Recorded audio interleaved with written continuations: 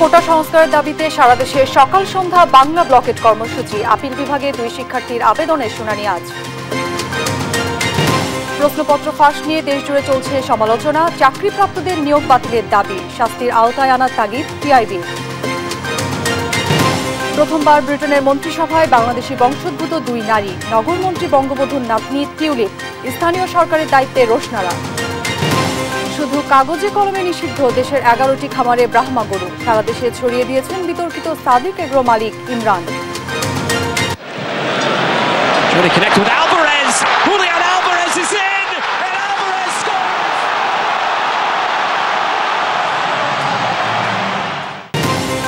Alvarez Messi নৈপুণ্যে কানাডাকে হারিয়ে কোপার ফাইনালে Argentina, ফ্রান্সকে বিদায় করে ইউরো ফাইনালে স্পেন।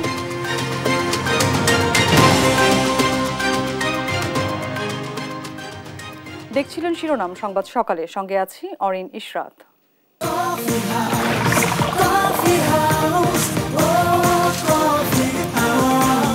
কফি হাউস, প্রতি চুমুকে আড্ডা জমে। এবারে বিস্তারিত। আজ সকাল 10টা থেকে সন্ধ্যা পর্যন্ত বাংলা ব্লকেট কর্মসূচির ঘোষণা দিয়েছেন কোটা সংস্কারের দাবিতে আন্দোলনরত শিক্ষার্থীরা। দেশের গুরুত্বপূর্ণ সড়ক ও রেলপথ এর আওতাভুক্ত থাকবে। ঢাকা বিশ্ববিদ্যালয়ের কেন্দ্রীয় গ্রন্থাগারের সামনে সকাল 10টায় জড়ো হবেন শিক্ষার্থীরা। সেখান থেকে শাহবাগ অবরোধ করবেন। পরে বিভিন্ন দলে ভাগ হয়ে অন্যান্য গুরুত্বপূর্ণ সড়কের মোড়গুলো অবরোধ করবেন। গতকাল ঢাকা বিশ্ববিদ্যালয়ের কেন্দ্রীয় গ্রন্থাগারের সামনে আয়োজিত এক সংবাদ সম্মেলনে শিক্ষার্থীরা এই ঘোষণা দেন। আন্দোলনের অন্যতম সমন্বয়ক নাহিদ ইসলাম দেশের বিভিন্ন কলেজ ও বিশ্ববিদ্যালয়ের শিক্ষার্থীদের প্রতিষ্ঠানের নিকটবর্তী সড়ক অবরোধের আহ্বান জানান।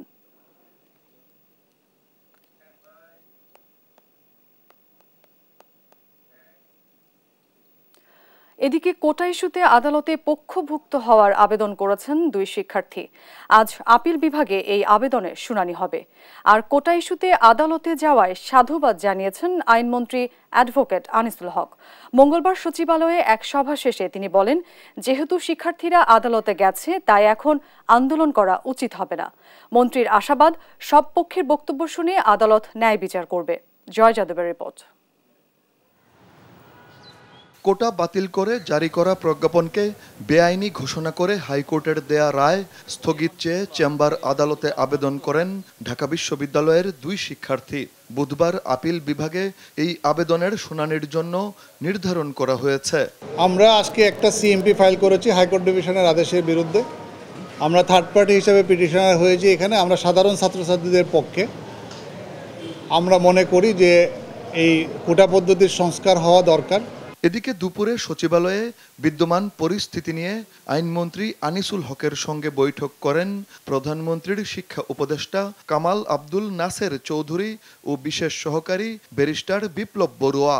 প্রায় 2.5 ঘন্টার সভা শেষে আইনমন্ত্রী জানান, কোটার ক্ষেত্রে সরকারের কোনো বিষয় নেই, এটি এখন সর্বোচ্চ আদালতের বিষয়। অবশ্যই আপিল বিভাগ সকল পক্ষ শুনবেন এবং সকল পক্ষ শুনে আপিল বিভাগ একটা ন্যায় বিচার করবেন, এটাই আমাদের আশা এবং আমার মনে হয় সেটাই হবে। তো সেই ক্ষেত্রে আমি আজকে দেখছি যে একটা ইতিবাচক পদক্ষেপ তারা নিয়েছেন, আমি এটাকে সাধুবাদ জানাই। আদালতের ব্যাপার আদালতে কথা বলতে হবে, রাস্তায় কথা বললে হবে না। এবং আমি দেখছি যে আজকে তারা একটা পদক্ষেপ নিয়েছেন আদালতে যাওয়ার জন্য। আমার বক্তব্য এখানেই শেষ, বাকি আদালত দেখবে। শিক্ষার্থীরা যখন আদালতে পক্ষভুক্ত হয়েছেন তখন রাজপথে আন্দোলন করা উচিত হবে না বলেও মন্তব্য করেন আইনমন্ত্রী। ঘটনা ঘটছে আদালতে, যদি রাজপথে এখানে আন্দোলন করে বা চেঁচামেচি করে বা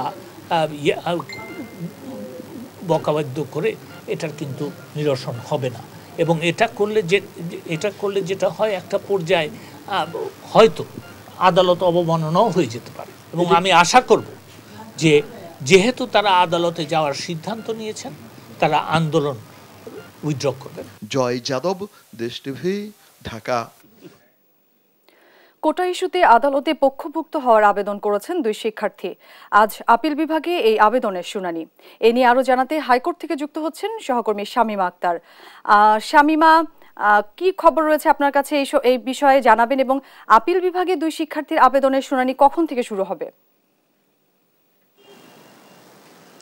অরিন, আপনাকে ধন্যবাদ। আপনি যেমনটি বলেছেন যে চলমান যে কোটা আন্দোলন চলছে তার কিন্তু দেখা যাচ্ছে যে সেই আন্দোলনের চলমান অবস্থায় ঢাকা বিশ্ববিদ্যালয়ের 2 শিক্ষার্থী, তার মধ্যে রয়েছে ঢাকা বিশ্ববিদ্যালয়ের সাংবাদিক সমিতির যে সভাপতি আলী সাইদ ভুইয়া কাল সহ আরেকজন শিক্ষার্থী গতকাল একটি পক্ষভুক্তির আবেদন করেন চেম্বার আদালতে, এবং সেই চেম্বার আদালত পক্ষভুক্তির আবেদনের শুনানি নেওয়ার পর তাদের মূল আবেদনের মূল অংশই ছিল কিন্তু তারা চাচ্ছে যে গত 5 জুন অর্থাৎ 2018 সালে কোটা বাতিল করে দেয়া যে প্রজ্ঞাপনটি ছিল সেই প্রজ্ঞাপনে বলা হয়েছিল সরকারি চাকরির প্রথম শ্রেণীতে এবং দ্বিতীয় শ্রেণীর যে নবম ও 13তম অধ্যায় পর্যন্ত যে কোটার ব্যবস্থাটি রয়েছে সেই কোটা পদ্ধতিকে বাতিল করতে বলে যে প্রজ্ঞাপন দেওয়া হয়েছে 2018 সালে তার বিষয়ে কিন্তু একটি রিট হয়েছিল 2021 সালে। সেই রিটের রায় হয় এই বছরের জুন মাসের 5 তারিখে, এবং সেই রায়ে বলা হয় যে কোটা পদ্ধতির মাধ্যমে যে প্রজ্ঞাপন দেয়া হয়েছে কোটা বাতিল করে সেই প্রজ্ঞাপনটি অবৈধ। সেই রায়ের বিরুদ্ধে যখনই তারা সর্বোচ্চ আদালতে আপিল করার জন্য চেম্বার আদালতে অনুমতি দেয়, চেম্বার আদালত কিন্তু গত 9 জুন সেই হাইকোর্টের রায়টিকে স্থগিত না করে পূর্ণাঙ্গ শুনানির জন্য পাঠিয়ে দেন।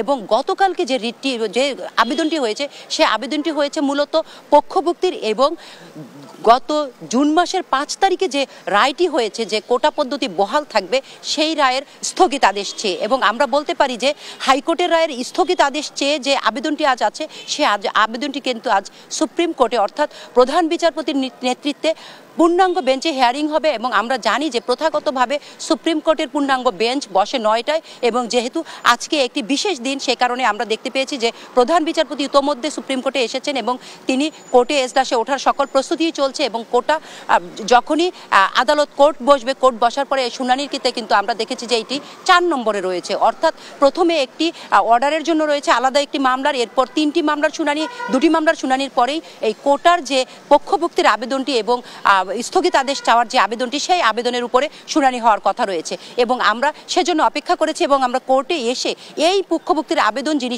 শুনানি করবেন যে আবেদনকারীদের আইনজীবী তিনি হচ্ছেন সুপ্রিম কোর্ট আইনজীবী সমিতির সম্পাদক এবং সুপ্রিম কোর্টের সিনিয়র আইনজীবী শাহ মঞ্জুরুল হক। তার সাথে আমরা কথা বলেছিলাম। তিনি বলেছেন যে আসলে যেহেতু উচ্চ আদালতের এখনো রায়ের মূল কপি পাওয়া যায়নি, অর্থাৎ হাইকোর্ট যে রায় দিয়েছে সেই রায়ের পূর্ণাঙ্গ কপিটি হাতে আসেনি, পূর্ণাঙ্গ কপি হাতে না আসলে উচ্চ আদালতে কিন্তু আপিল শুনানি করা যাবে না, এটি একটি সময় সাপেক্ষ ব্যাপার। সেই কারণে যেহেতু সময় সাপেক্ষ ব্যাপারে শুনানি হবে সেক্ষেত্রে হাইকোর্টের রায়টি স্থগিত করেই পরবর্তীতে যদি শুনানি হয় তাহলে এটি খুব একটা যে ব্যত্যয় ঘটে তা কিন্তু না। আর সে কারণেই হচ্ছে তাদের যে আবেদন যে হাইকোর্টের যে রায়টি দিয়েছে গত 5 জুন সেই রায়টির স্থগিত চেয়ে তারা আবেদন করেছেন, এবং আমরা কিছুক্ষণের মধ্যেই হয়তো সে বিষয়ে আপনাদেরকে বিস্তারিত জানাতে পারবো। কোর্ট উঠলে আসলে আমাদেরকে দেখতে হবে যে সর্বোচ্চ আদালতে প্রধান বিচারপতি কি নির্দেশনা দেন সে বিষয়ে আপনাদেরকে বিস্তারিত জানাতে আমরা আবারও আপনাদের সাথে সংযুক্ত হব। অরিন, এই ছিল সুপ্রিম কোর্ট থেকে আমার কাছে কোটা আর বিষয়ে যে পক্ষভুক্তির আবেদন সেই আবেদনের শুনানির বিষয়ে সর্বশেষ তথ্য। শামীমা, আপনাকে ধন্যবাদ। দর্শক, হাইকোর্ট থেকে যুক্ত হয়েছিলেন আমাদের সহকর্মী। পিএসসি নিয়োগ পরীক্ষার প্রশ্নপত্র ফাঁস নিয়ে দেশ জুড়ে চলছে আলোচনা সমালোচনা। দাবি উঠেছে ফাঁস করা প্রশ্নপত্রে পরীক্ষা দিয়ে যারা চাকরি পেয়েছেন তাদের নিয়োগ বাতিল করে বিচার আওতায় আনার। আর টিআইবি বলছে বিচার না হওয়ায় অনিয়ম দুর্নীতি সব জায়গায় জেঁকে বসেছে। সরকারের উচিত অনিয়মের মাধ্যমে নিয়োগপ্রাপ্তদের খুঁজে বের করে শাস্তির আওতায় নিয়ে আসা। মাজহারুল ইসলামের রিপোর্ট। লাখো বেকারের আস্থার জায়গা পিএসসি। সাংবিধানিক এই প্রতিষ্ঠানটির একাধিক কর্মকর্তা প্রশ্ন ফাঁসের সঙ্গে জড়িত এমন খবর গণমাধ্যমে প্রকাশের পর ক্ষোভ জানাতে থাকে চাকরি প্রত্যাশীরা। বিক্ষোভ মিছিল করেন পিএসসির সামনে, দাবি জানান অবৈধভাবে নিয়োগপ্রাপ্তদের চাকরি বাতিলের। শিক্ষাবিদরা বলছেন প্রশ্ন ফাঁসে নাম আসায় সাংবিধানিক প্রতিষ্ঠানটির প্রতি আস্থা কমবে তরুণ চাকরি প্রত্যাশীদের। তাই ফাঁস হওয়া প্রশ্নে যারা চাকরি করছেন তাদের খুঁজে বের করে চাকরিচ্যুত করার পাশাপাশি আইনের আওতায় আনার তাগিদও তাদের। সরকারি চাকরিতেও প্রশ্নপত্র ফাঁস করে কেউ কেউ চাকরি পাচ্ছে, এর থেকে দুঃখজনক এবং লজ্জাজনক ঘটনা হতে পারে না। আমার মনে হয় আস্থাটা ধরে রাখা, আস্থা ফিরিয়ে আনা, এবং কোনো জায়গায় যদি এই ধরনের ল্যাপস হয়ে থাকে, কোনো ঘাটতি হয়ে থাকে সেটা তদন্ত করে দৃষ্টান্তমূলক শাস্তির আওতায় আনা অপরাধীদের।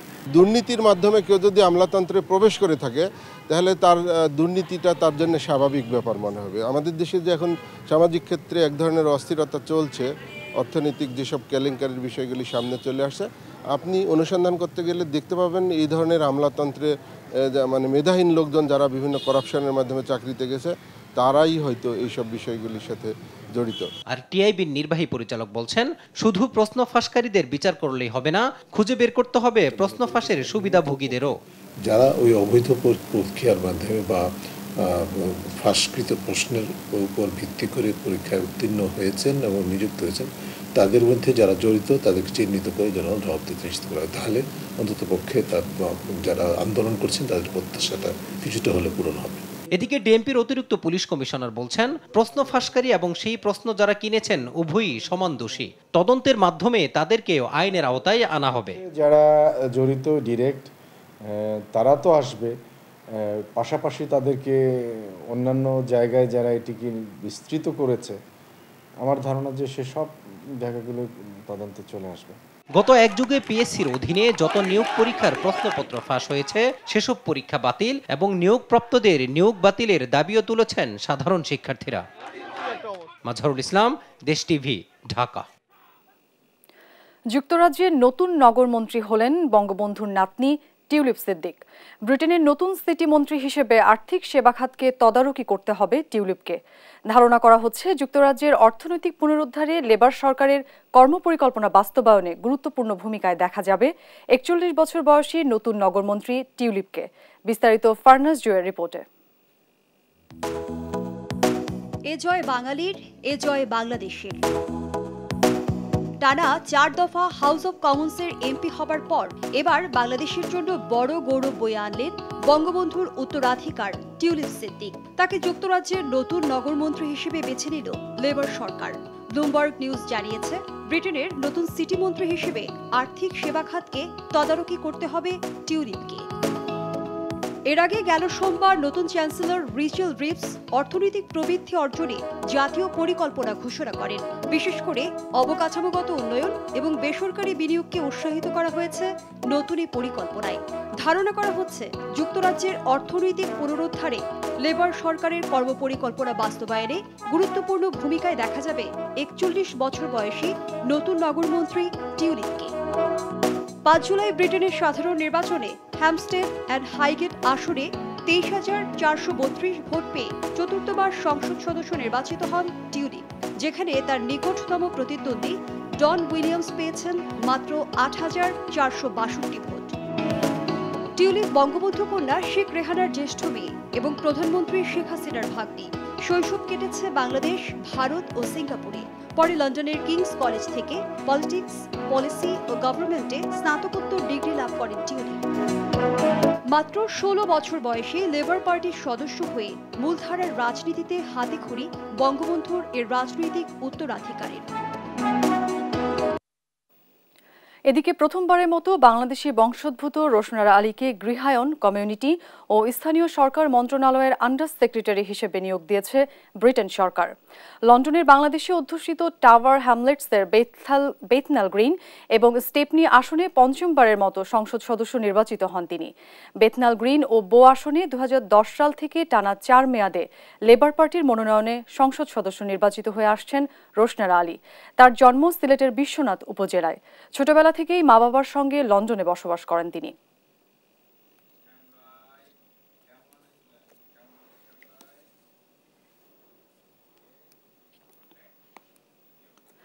সাদিক এগ্রোর মাত্র ৬টি নিষিদ্ধ ব্রাহ্মা গরু জব্দ করেছে দুদক।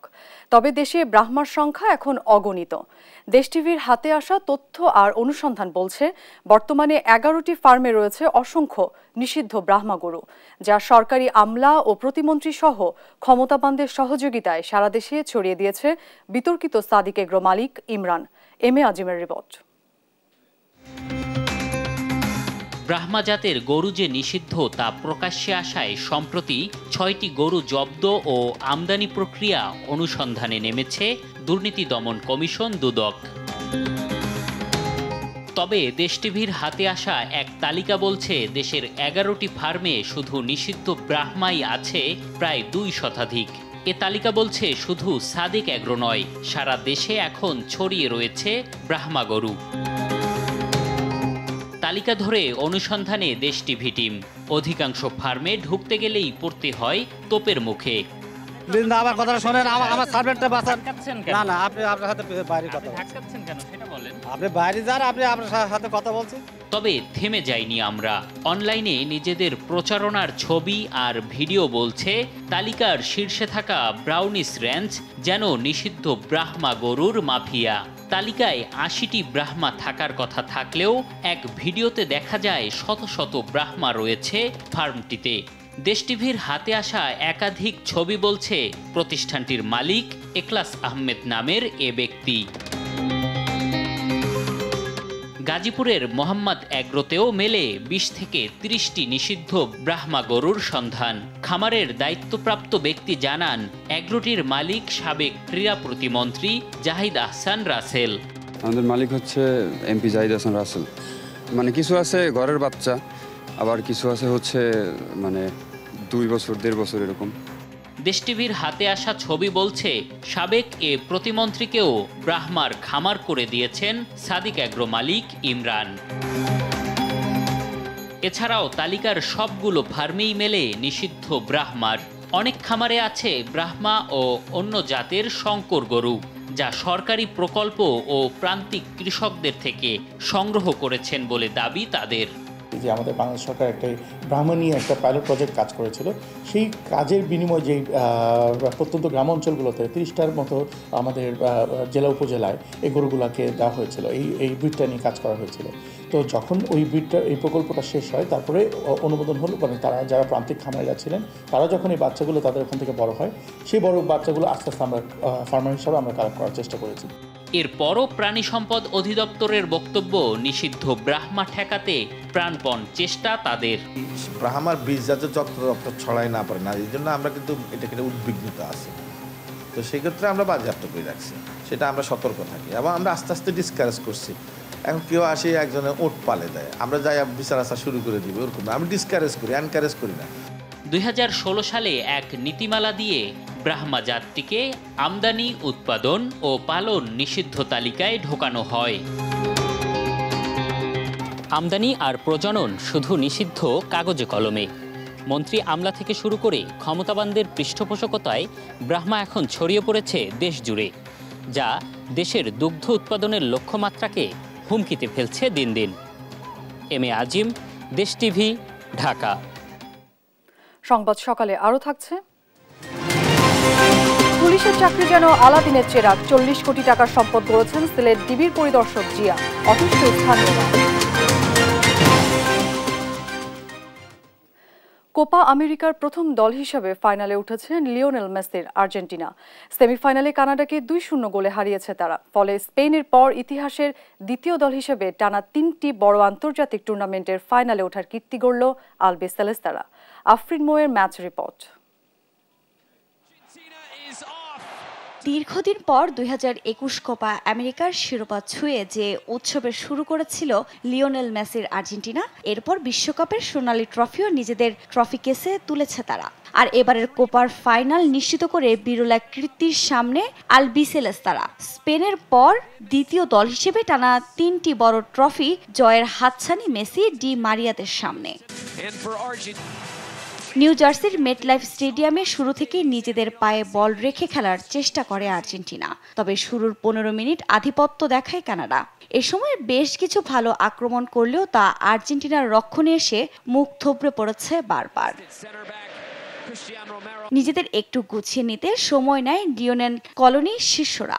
এরপর কানাডার গোল পোস্টে একের পর এক আক্রমণ করে আর্জেন্টিনার ফরোয়ার্ডরা। ২২ মিনিটে মাঝমাঠ থেকে রদ্রিগো ডি পলের বাড়ানো পাস থেকে কানাডার জালে বল জড়ান হুলিয়ান আলভারেজ। আর এই গোলের মাধ্যমে বিশ্বকাপ এবং কোপা আমেরিকার সেমিতে গোল করার বিরল কীর্তি করেন তিনি। বিরতির পর ৫১ মিনিটে স্কোরলাইন ২-০ করে আর্জেন্টিনা। জটলার মধ্য থেকে এনজো ফার্নান্দেজের নেওয়া জোরালো শটে পা ছুঁয়েই কানাডার জালে বল জড়ান লিওনেল মেসি। কানাডা অফসাইডের অভিযোগ তুললেও VAR দেখে গোল বহাল রাখেন রেফারি। আর এই গোলের মাধ্যমে কোপা আমেরিকার ইতিহাসের দ্বিতীয় খেলোয়াড় হিসেবে 6টি আলাদা টুর্নামেন্টে গোল করার কীর্তি গড়েন মেসি। 2 গোলে পিছিয়ে পড়ার পর কানাডার জন্য দুঃসংবাদ হয়ে আসে তারকা আলফনসো ডেভিসের পায়ের চোট। তবে শেষ পর্যন্ত লড়াই চালিয়ে গেছে তারা। শেষ মুহূর্তে ভালো দুটো সুযোগ তৈরি করলেও আর্জেন্টিন গোলরক্ষকের বাধায় গোল বঞ্চিত হয় কানাডা। ফলে 2-0 গোলের জয় নিয়ে ফাইনালে ওঠার উল্লাসে মাতে আর্জেন্টিনা শিবির। আফরিন মৌ, স্পোর্টস ডেস্ক, দেশ টিভি। এদিকে ইউরো চ্যাম্পিয়নশিপের ফাইনাল নিশ্চিত করল স্পেন। ওলমো এবং ইয়ামালের রেকর্ড গোলে ফ্রান্সকে 2-1 ব্যবধানে হারিয়েছে কোচ লুই দে লা ফুয়েন্তে শিষ্যরা। সেমিফাইনাল হেরে টুর্নামেন্ট থেকে ছিটকে গেল এমবাপ্পের দল। তৌসিফুল হাসানের ম্যাচ রিপোর্ট। লড়াইয়ে মুখোমুখি হয় 2 ইউরোপিয়ান জায়ান্ট স্পেন ও ফ্রান্স। টুর্নামেন্ট জুড়ে আলো ছড়িয়েছেন 16 বছর বয়সী স্প্যানিশ ফরওয়ার্ড লামিন ইয়ামাল। ম্যাচের 5 মিনিটেই ভালো সুযোগ তৈরি করে দিয়েছিলেন, তবে Fabian Ruiz free header miss করেন। এরপর অনেক আক্রমণ পাল্টা আক্রমণ হলেও 2-1 গোলে হেরে এবারের আসর থেকে বিদায় নেয় দিদিয়ার দেশমের ফ্রান্স। অন্যদিকে 2012 সালের পর আবারও ফাইনালে উঠে উল্লাসে ফেটে পড়ে কোচ লুই দে লা ফুয়েন্তের শিষ্যরা। দেশ টিভি। দেখছেন সংবাদ সকাল। পুলিশের চাকরি যেন আলাদিনের চেরাগ হয়ে এসেছে সিলেট ডিবি পুলিশের পরিদর্শক জিয়াউর রহমান জিয়ার জীবনে। নিজ জেলা ময়মনসিংহে বানিয়েছেন 8 তলা বাড়ি। নদীর জায়গা দখল করে করেছেন মার্কেটও। ক্ষমতার দাপট খাটিয়ে বর্তমানে তিনি গড়েছেন প্রায় 30 থেকে 40 কোটি টাকার সম্পদ। তার ক্ষমতার অপব্যবহারে অতিষ্ঠ স্থানীয়রা। সহকর্মী ইলিয়াস আহমেদের প্রতিবেদন, জানাচ্ছেন সালমা জাহান। ময়মনসিংহ নগরীর নওমহল এলাকায় 2020 সালে প্রায় 6 কোটি টাকা ব্যয়ে নির্মাণ হয় 8 তলা ভবন। বাড়িটি নির্মাণ করেন সিলেট ডিবি পুলিশে পরিদর্শক হিসেবে কর্মরত জিয়াউর রহমান। স্ত্রী ও নিজের নামে বাড়িটি করেছেন তিনি। জেলার ভালুকার বহুলি নিজ গ্রামে বাড়ি না করলেও স্থানীয়রা বলছেন কিনেছেন কৃষি জমি। পুলিশে চাকরি করায় জিয়ার ক্ষমতার রোষানলে পড়তে হয়েছে অনেককে। পুলিশ কর্মকর্তার এই বাসাটা 8 তলা আর কি, যে তিনি এলাকার স্থানীয়। বগারা চৌরাস্তা ওনার প্রপার্টি আছে, নামে নামে ত্রিশাল ওনার বিশাল মার্কেট আছে, ময়মনসিংহ ওনার বিশাল মার্কেট আছে। উনি আজকে কিভাবে কোটি কোটি টাকার মালিক হচ্ছেন? আমি আচ্ছা 15 বছর যাবত চাষ করে 30 জন মালিক আছে এই বিল্ডার। সবার কাছে দিতে আমি 30 সাল পর্যন্ত আমার চুক্তিনামা আছে, কিন্তু উনি এইটাও আমাকে এই 30 সাল পর্যন্ত যাইতে দিতেছে না। উনি আগেই আমাকে বলতেছে যে বিল ছেড়ে দিতে হবে। বর্তমানে প্রভাবশালী আর এলাকা জুলুম অত্যাচার তো অনেক আগের থেকে করতেছে। স্থানীয়রা বলছেন জিয়াউর রহমান বিভিন্ন স্থানে জমি কেনার পাশাপাশি ত্রিশালে নদী দখল করে শ্বশুরের জায়গায় করেছেন মার্কেট। উনারই আর কি, উনি আসে যেহেতু আমরা তো জানি উনি নেয়, ওনারই অ্যাকাউন্টে চলে যায় আর কি। আমরা হেমারা দোয়ান আছেন এটা খাবার দোয়ান দিছিলাম বুঝছেন, 2টা আনিছিলাম আমি 20 টাকা আছে। বাজার নাম করলে চিনে, এটা তো তার শ্বশুরের জায়গা, তার জায়গার মধ্যে করছে, শ্বশুরের জায়গা করছে আর কি। তবে জিয়াউর রহমান বলছেন 1,40,00,000 টাকা লোন নিয়ে 8 তলা বাড়ি এবং স্ত্রী ও তাদের ভাই বোন মিলে ত্রিশালের মার্কেট নির্মাণ করেছেন। এখানে আমার কিছু নাই, আমাকে কোনো লেখাও দেয় না, এনা আমার কোনো সত্য নাই। 5 বোন 1 ভাই, কে কোন সময় যাবে বাড়ার জন্য, এজন্য একজনকে মনোনীত করে দিচ্ছে। তারাই নোটারি পাবলিকের মাধ্যমে মনোনীত করে দিচ্ছে। কারণ যেহেতু কোম্পানি ভাড়া আছে, তো কোম্পানিরা আপনার যে তারা ওইভাবে নিতে চায় না। 2020 সালের 6 জুলাই চাঁপাইনবাবগঞ্জ সদর থানা হেফাজতে রিমান্ডের আসামি মারা গেলে সারা দেশে আলোচনায় আসেন তৎকালীন OC Ziaur Rahman Zia. News desk, দেশ টিভি। সংবাদ সকালে আরো থাকছে। লর্ডস টেস্ট দিয়ে টেস্ট ক্যারিয়ারের ইতি টানছেন জেমস অ্যান্ডারসন। বিদায়ী টেস্টে আবেগ আড়াল করে মাঠের পারফরম্যান্সে মনোযোগ। শেয়ার বাজারে গতি ফিরতে না ফিরতেই শুরু হয়েছে দুর্বল ও লোকসানি কোম্পানির শেয়ারের দাপট। এসব শেয়ার নিয়ে একটি চক্র দীর্ঘদিন ধরেই কারসাজির সঙ্গে যুক্ত বলে অভিযোগ করেছেন বিনিয়োগকারীরা। আর বাজারে চাঙা ভাব ধরে রাখতে বিএসইসিকে নিবিড় তদারকির আহ্বান জানিয়েছেন বিনিয়োগকারী ঐক্য পরিষদ। বিস্তারিত ইফতেখার রাজার রিপোর্টে। দীর্ঘদিন পর পুনরায় চাঙ্গা হচ্ছে দেশের শেয়ার বাজার। সংশ্লিষ্টরা বলছেন ঈদের পর অনেকটাই ঘুরে দাঁড়িয়েছে বাজার। ধারাবাহিকভাবে সূচক ও লেনদেন বেড়েছে। সুযোগ বুঝে শেয়ার বিক্রি করে মুনাফা তুলে নিচ্ছেন অনেকে। এ কারণে সোমবার অধিকাংশ কোম্পানির শেয়ারের দর কমেছে। বিনিয়োগকারীদের অভিযোগ, কয়েকটি দুর্বল ও লোকসানি কোম্পানির শেয়ার নিয়ে শুরু হয়েছে কারসাজি। সোমবার পর্যন্ত টানা 4 কার্যদিবসে খান ব্রাদার্স পিপি ওভেন ব্যাগের শেয়ারের দাম 46%, গোল্ডেনসন 16%, global heavy chemicals 8%, miracle industries 21% এবং একমি পেস্টিসাইডসের শেয়ারের দাম 22% বেড়েছে। লোকসানি কোম্পানির শেয়ারের অস্বাভাবিক মূল্য বৃদ্ধি ভালো চোখে দেখছেন না বিনিয়োগকারীরা। বড় ধরনের দরপতন ঠেকাতে ফোর্স সেল বন্ধ এবং বাজারের উপর আস্থা ফেরানোর আহ্বানও জানান তারা। অনেক সময় বিক্রি করার চেষ্টা করে এবং করছে, কিছু কিছু শুনতে পাচ্ছি।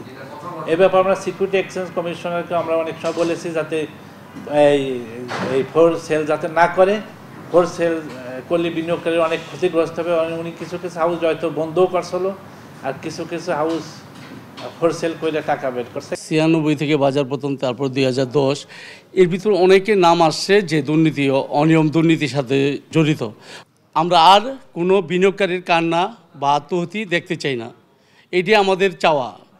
এই সংশ্লিষ্ট বিএসসি চেয়ারম্যান হইতে শুরু করে এবং মাননীয় প্রধানমন্ত্রী এবং যারা ক্যাপিটাল মার্কেটে জড়িত সবার কাছে উদাত্ত আহ্বান, আমরা একটা সুস্থ পুঁজিবাজার চাই। শেয়ারের ফ্লোর প্রাইস বাজারের জন্য নেতিবাচক, তাই তা তুলে দেওয়ার সিদ্ধান্ত সঠিক দাবি করে কারসাজি বন্ধের দাবি বিনিয়োগকারী ঐক্য পরিষদের।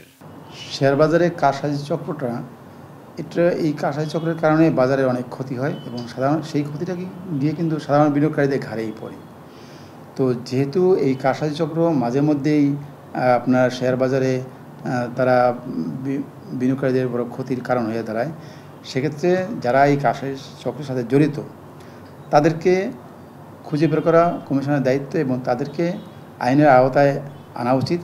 জরিমানা সহ তাদেরকে আইনের আওতায় এনে তাদেরকে বিচারের কাঠগড়ায় দাঁড় করানো উচিত। আমরা বাজারের স্থায়ী কোনো ফ্লোর প্রাইস চাই না, আমরা চাই স্বাভাবিক এবং স্থিতিশীল বাজার। সেজন্য এই বাজারে সুশাসন দরকার। নিয়ন্ত্রক সংস্থার নিশ্চুপ ভূমিকার সমালোচনা করে বাজার স্থিতিশীল রাখতে দ্রুত পদক্ষেপ নেওয়ার দাবি জানান বিনিয়োগকারীরা।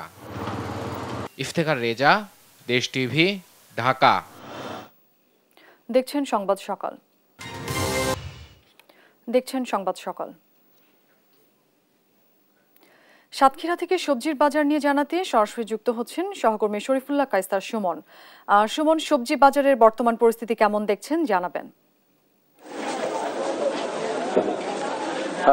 দাঁড়িয়ে আছি সাতক্ষীরা সুলতানপুর বড় বাজার। এখানে আসলে মূলত আমার চারপাশেই কিন্তু আসলে কাঁচা সবজি বাজারগুলোই দেখা যাচ্ছে এবং এখানেই কেনাকাটা করতে এসেছে মানুষ। আমরা যত ক্রেতাদের সাথে কথা বলেছি তারা প্রত্যেকেই কিন্তু একটা অস্বস্তি প্রকাশ করেছে, অসন্তুষ্টি প্রকাশ করেছে। প্রত্যেকটি জিনিসের দাম কিন্তু এখন একেবারে ঊর্ধ্বমুখী। আমি যদি বেগুনের কথা বলি, বেগুন 100 টাকার উপরে, টমেটো 100 টাকার উপরে, ওলকচু 100 টাকার উপরে, মানকচু 100 টাকার উপরে, আর সাধারণ যা কিছু তরিতরকারি আছে তা যেন কোনোটিই যেন 50 টাকার নিচে আসতে রাজি না। একটা লাউ সেটিও কিন্তু এখন 50-60 টাকার উপরে।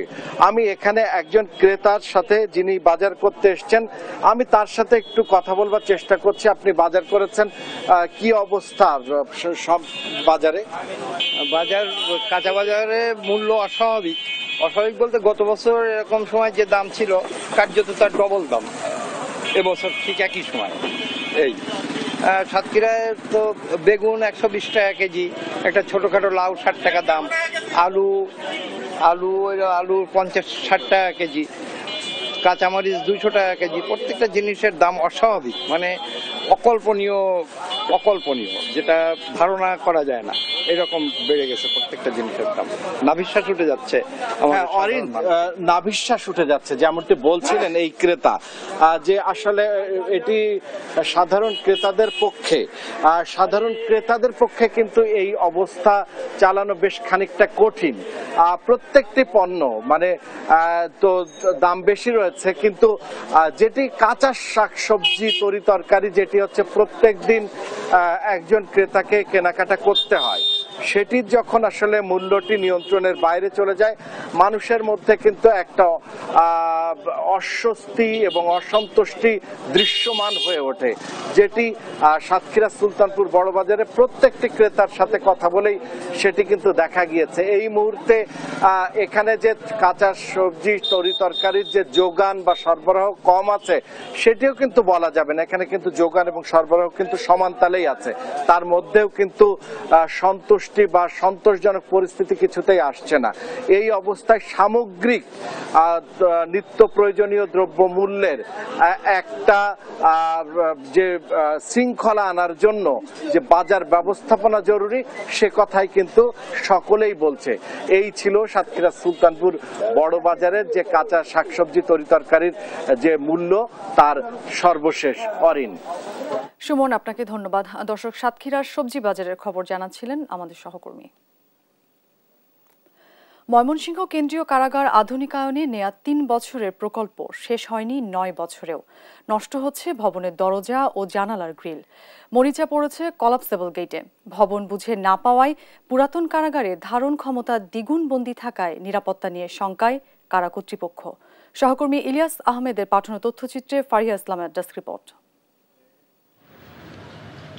জরাজীর্ণ দেখতে ৬ তলা এই আবাসিক ভবনগুলো ২০১৮ সালের দিকে ময়মনসিংহ কারাগারে কর্মরত কারারক্ষী সহ বিভিন্ন পর্যায়ের কর্মকর্তাদের জন্য নির্মাণ হয়।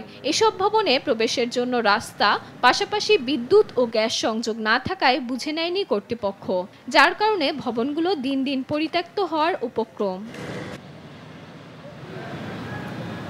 এরই মধ্যে এসব ভবনে চুরি হয়েছে দরজা, জানালার গ্রিল ও গ্লাস, নষ্ট হচ্ছে কলাপসিবল গেট, আস্তর। ভবনের ভিতরে চলে মাদক গ্রহণ সহ অনৈতিক সব কাজ। এতে উদ্বেগ প্রকাশ করেছেন সাধারণ মানুষ। এগুলোর মধ্যে কোনো পুলিশ প্রশাসন কিছু আসে না, নেশা মেশা করে, আড্ডা মাড্ডা দেয় জায়গার মধ্যে, মনে গিরিল এগুলো সব বেচায়, মনে করেন রাত্রি নেশা করে। দায়িত্বশীল লোক না থাকার কারণে এই রাষ্ট্রের এত বড় একটা ক্ষতি হয়ে গেল। আজকে অনেক দিন যাবত এই বিল্ডিংগুলি পড়ে আছে। নির্মিত এসব ভবন দীর্ঘদিনেও বুঝে না পাওয়ায় বন্দীদের নিরাপত্তা নিয়ে শঙ্কিত কারা কর্তৃপক্ষ। আর ঠিকাদার বলছেন, গণপূর্তের নির্দেশনা অনুযায়ী কাজ করেও বিল না পাওয়ায় হস্তান্তর আটকে আছে। ওনারা সই না করলে তো আমরা বেরিয়ে চিন্তা করতে পারি, একমাত্র পারি চিঠির মাধ্যমে, কিন্তু এখন তো ওই পর্যায়ে যায় না। ভবনগুলো কোনোটাই শতভাগ সম্পূর্ণ না হওয়ার কারণে কারা কর্তৃপক্ষ গণপূর্ত বিভাগের কাছ থেকে ভবনগুলো হস্তান্তর নিতে পারছে না। ভবনগুলো ব্যবহার উপযোগী করার পাশাপাশি প্রকল্পের কাজ সম্পন্ন করতে ২০২৫ সালের জুন পর্যন্ত মেয়াদ বাড়ানোর কথা জানিয়েছেন গণপূর্তের এই নির্বাহী প্রকৌশলী। পানি, বিদ্যুৎ এবং যাতায়াতের রাস্তা ব্যতীত ভবনসমূহ হস্তান্তর করার সম্ভব নয়, এবং কারণ ভবনগুলো ব্যবহারযোগ্য হবে না। তো ভবনের রাস্তা, পানি এবং বিদ্যুতের যে ব্যবস্থা, সেই ব্যবস্থা আমরা ইতিমধ্যে গ্রহণ করেছি। আমাদের অধিকাংশ স্থাপনাই আশা করি সমাপ্ত হয়ে যাবে, এবং আমরা যাতে সমাপ্ত হয় সেজন্য চেষ্টা করছি। ২০১৫ সালে ১২৭ কোটি টাকা ব্যয়ে ময়মনসিংহ কেন্দ্রীয় কারাগার সম্প্রসারণ ও আধুনিকীকরণ প্রকল্পটি অনুমোদন পায়। নির্দিষ্ট সময়ে কাজ সম্পন্ন না হওয়ায় ২০২৩ সালের ১৮ এপ্রিল প্রকল্প ব্যয় বাড়িয়ে করা হয় ২৪০ কোটি টাকা। নিউজ ডেস্ক, দেশ টিভি। ঘূর্ণিঝড় রিমালের ক্ষতি এখনও কাটিয়ে উঠতে পারেননি পটুয়াখালীর জেলেরা। তার উপর সাগরে মাছ আহরণে চলা ৬৫ দিনের নিষেধাজ্ঞা তাদের ভোগান্তি বাড়িয়ে দিয়েছে। এতে সংসার চালাতে গিয়ে এনজিও থেকে অর্থ নিয়ে জেলেরা জর্জরিত হচ্ছেন ঋণে। তাদের অভিযোগ, এমন দুর্দিনেও তাদের দেয়া হয়নি সরকারি কোনো সহযোগিতা। সহকর্মী সাইদ ইব্রাহিমের পাঠানো তথ্যচিত্রে টুম্পা আফরোজের ডেস্ক রিপোর্ট। ঘূর্ণিঝড় রিমালে ব্যাপক ক্ষতির মুখে পড়েন পটুয়াখালীর উপকূলীয় জেলেরা। কারো ভেঙেছে নৌকা, কারো ছিঁড়েছে জাল, অনেকের আবার জলোচ্ছ্বাসে ভেসে গেছে জীবিকার শেষ সম্বলটুকুও। কেউ মহাজন থেকে দাদন নিয়ে, আবার কেউ এনজিও থেকে ঋণ নিয়ে নৌকা ও জাল মেরামতের কাজ করেছেন। আশায় ছিলেন মাছ বিক্রির টাকায় কিস্তি শোধ করে আবারও সুদিন ফিরবে তাদের। এরই মধ্যে আবার ২০ মে থেকে ২৩ জুলাই পর্যন্ত মৎস্য আহরণে ৬৫ দিনের নিষেধাজ্ঞা ভোগাচ্ছে জেলেদের। 65 দিনের অবরোধ দিয়েছে, অবরোধের চাউল দেওয়ার কথা ছিল, এখন আমরা এক জায়গায় চাউল পাই নাই। অবরোধে এখন পর্যন্ত কিছু পাই নাই। আর আমাগো অনেক কিস্তি মিস্তি আছে, গদিতে আমাগো দাদন নেওয়া, আমরা খেওয়া না পাইলে আমরা চলতে পারি না। ডাল বাইতে আইয়া আমার ক্ষয়ক্ষতি হয়, একদিকে দেয় অবরোধ আর একদিকে আবার ঘূর্ণিঝড় চলে।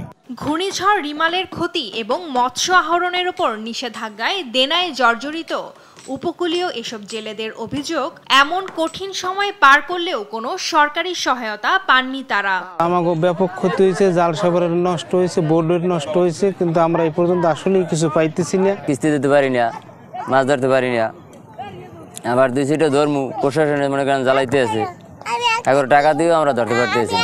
তবে রিমালে জেলেদের ক্ষয়ক্ষতি নিরূপণ করে তাদের ঘুরে দাঁড়াতে সহযোগিতার আশ্বাস দেন জেলা মৎস্য কর্মকর্তা। তাদের পুনর্বাসন বা তাদের ত্রাণ সহায়তা দেওয়ার জন্য রাষ্ট্র অবশ্যই তারা চিন্তা করছে এবং সেই হিসেবে রাষ্ট্র ব্যবস্থা গ্রহণ করবে। মৎস্য অধিদপ্তর আমাদের এই সময় আমাদের 65 দিনের যে ভিজিএফটা আছে, আমরা এই ভিজিএফ বিতরণটা নিশ্চিত করব। সরকারি সহায়তা পেলে আবারও ঘুরে দাঁড়ানোর আশাবাদী স্থানীয় জেলেরা। নিউজ ডেস্ক, দেশ টিভি। দেখছেন সংবাদ সকাল।